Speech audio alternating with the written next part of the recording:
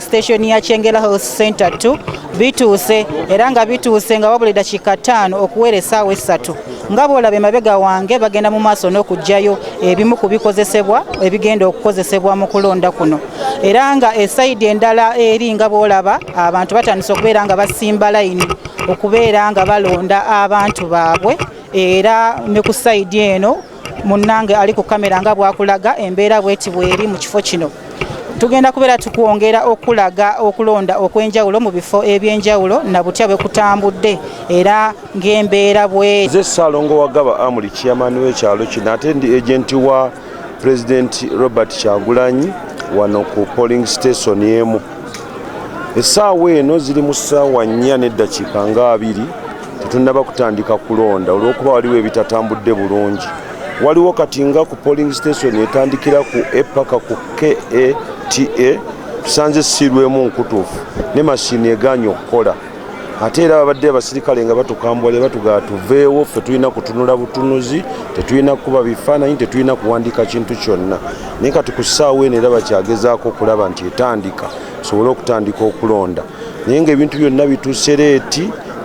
abatuuze be baakedde nga bimanyi ekyalo kyekyo ekisinga obunene wano mu Kyengera Town Council bakedde dda bonna nga bali wano naye olw'obuntuntu obwo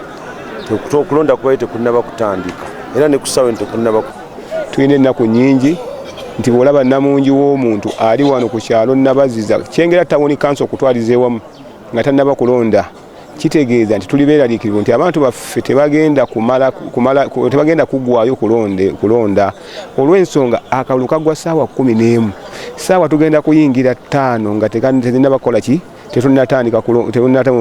etteeka terina we likwongerayo nti bw'oba otandika leeti bwe ziwera 11 yongerayo terina we likulagira waba likulagira nti kasita ziwera 11 abali ku layini beebo. N'olwekyo tulina ennaku nnyingi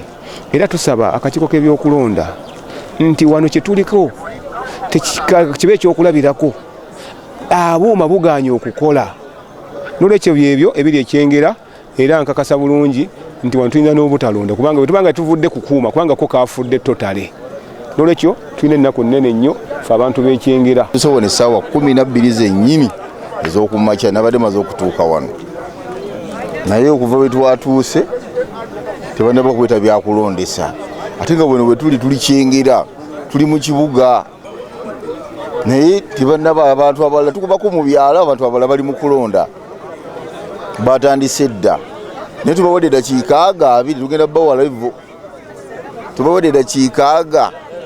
tugenda kubawa levo kuba kyatulese wano kulonda tulina ebyokukola. N'akafunawo wano mu kitundu wendi Kyengera Health Center 2 okulonda kutandise mu butongole wabula nga obuuma bwonna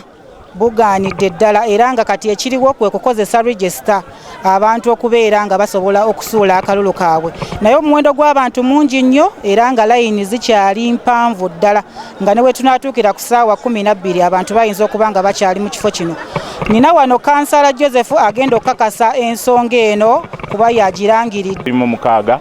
ndi wano okubategeeza ekitongole ky'Electoral Commission wano ekyengera kimpadde obuyinza nkozesa eddoboozi engeri gye ndi Mr. Update wano ekyengera nkozesa eddoboozi obuwulira abantu nti obuuma bukoze eki buganye okukola nga bwe babadde babwagala basazeewo mugenda kukozesa register bakebere erinnya lyo mu ngeri ya analog gye tubadde tukolamu bulijjo eya digito eganye era yensonga lwaki ndi wano okuyambako abantu balambika bagende basobola okulonda abakulembeze baabwe be baagala. Enteekateeka eno osuubira egenda kusobozesa abalonzi mu kitundu kino bonna okuggwayo?